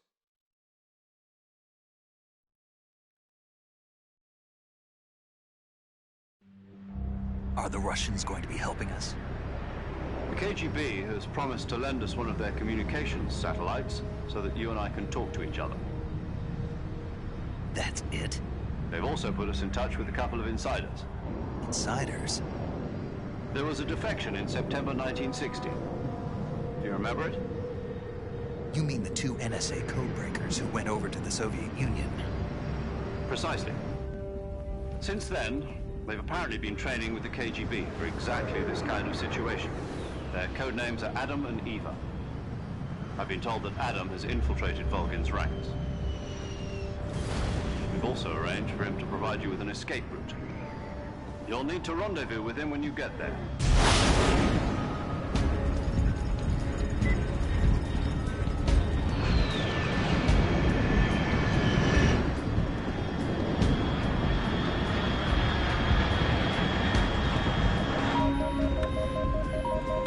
Control, unidentified aircraft detected. Altitude 30,000 feet.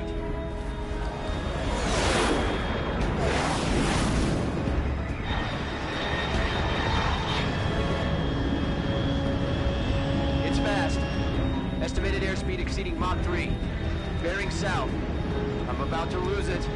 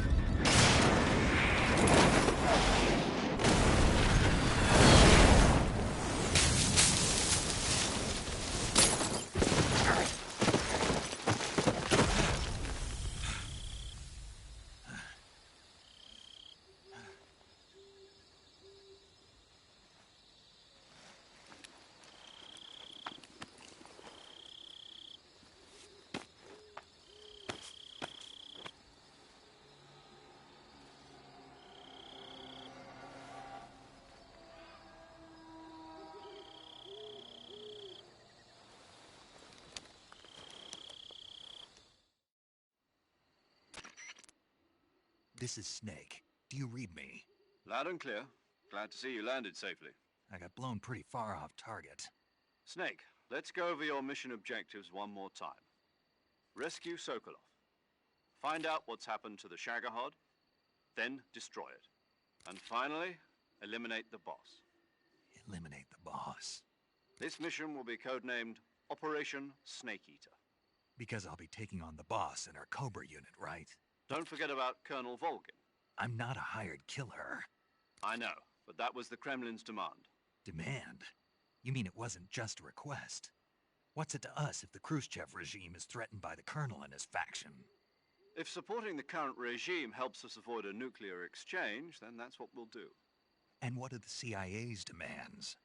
Our priorities are the rescue of Sokolov and the destruction of the Shagohod. Roger that, Major Tom. Hold on, Snake. What now? I'm changing my code name. It turns out Tom wasn't the most auspicious choice. What do you mean? Well, the truth is, when I chose my codename, I picked the wrong one. The wrong one? Did you ever see the movie The Great Escape? It came out last year. Oh, must have missed that one. Anyway, it's based on a true story about prisoners who escaped from a POW camp in Nazi Germany.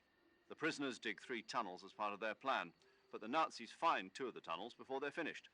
The prisoners succeed in escaping by using the last remaining tunnel.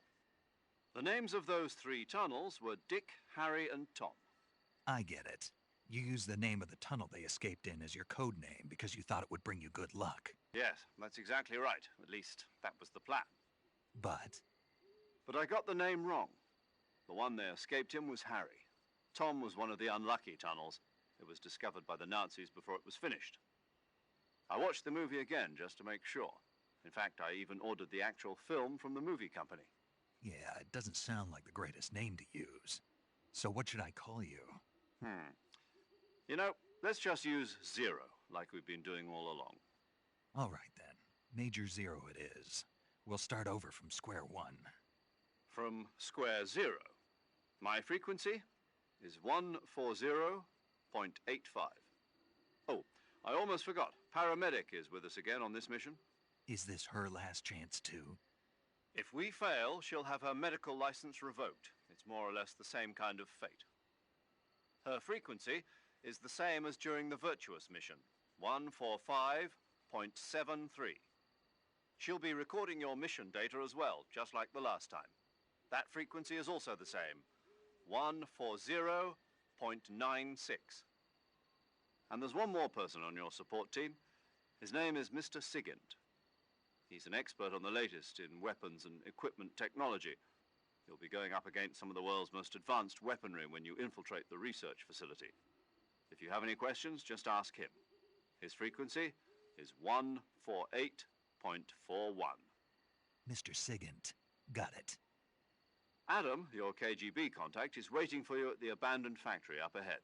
The same factory Sokolov was being held in last week. Yes, meet up with Adam first. He's cleared the way for you to rescue Sokolov. How will I know this Adam guy when I see him? You'll know once you reach the factory. The whole area's been polluted by the fallout from that nuclear blast. No one else would dare come close. The password is, "Who are the Patriots?" and "Lali Lule Lo." Lali Lule Lo. Gotcha. You've been equipped with a 45 for this mission. Be careful, it's noisy. I thought standard Fox procedure was procure on-site weapons acquisition. The circumstances are different this time. You're now on an official mission for the United States government. It would be necessary to make your presence known to a certain extent, to the Khrushchev regime at the very least. But remember, this is still a sneaking mission. Snake, if you fail this mission, it will mean an all-out nuclear war. Keep that in mind and proceed with extreme caution. Understood. Commencing Operation Snake Eater.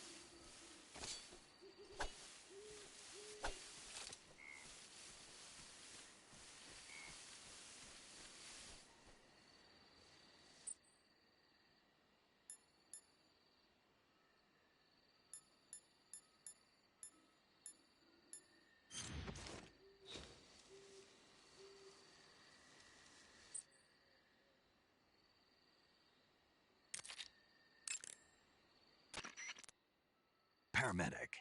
Snake, it's so good to hear from you again. Same here. It's been a week, hasn't it? 4 days, actually. Huh? I visited you in the hospital. You were still unconscious, though. Then you must have seen me naked. Yeah, but you were all wrapped up in bandages and tubes, so I couldn't do anything but look. Better luck next time. Let's hope so.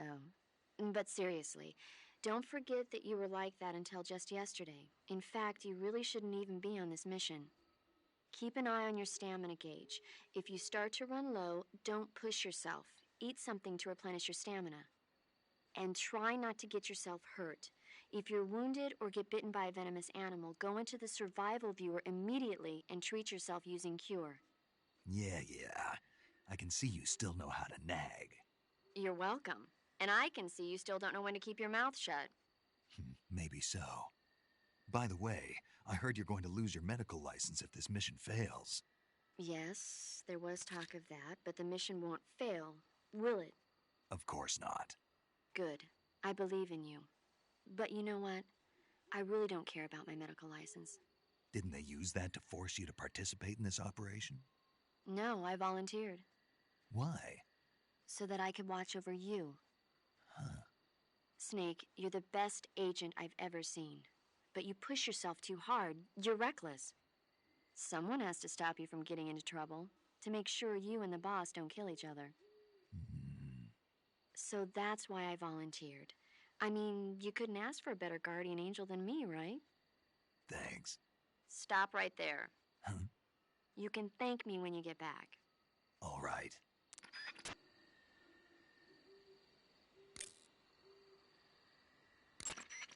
Snake, your first task is to meet up with Adam, the contact provided by the KGB. The rendezvous point is the abandoned factory to the north of your current position. Head north. The abandoned factory. That's where I met Sokolov. Correct, but we can't afford... I know. Yo! You're Snake, aren't you? And you're Sigint? None other. I heard that you're an expert on weapons, equipment, and cutting-edge technology. Close. Huh? I am the expert on weapons, equipment, and cutting-edge technology. Ah. I'm the guy that designed your trank gun, active sonar, and motion detector. If you want to know anything about weapons or equipment you find in the field, just send me a message and ask. Later.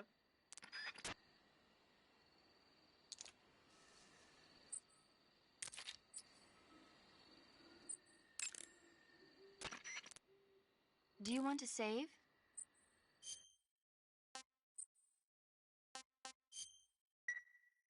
Snake, do you know the creature from the Black Lagoon?